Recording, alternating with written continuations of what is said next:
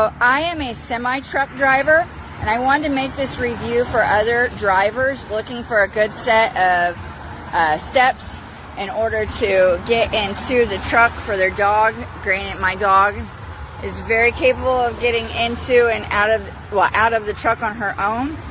Into the truck on her own. But she's getting a little older, and I wanted it for safety. What I like most about these is that they securely sit on my topmost step, which makes an easy step for her to get inside.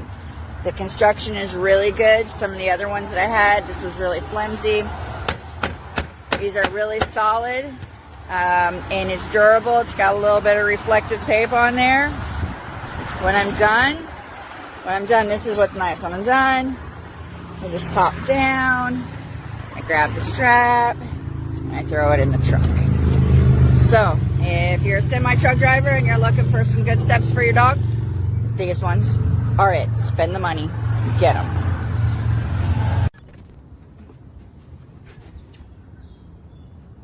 That's a little slick, isn't it?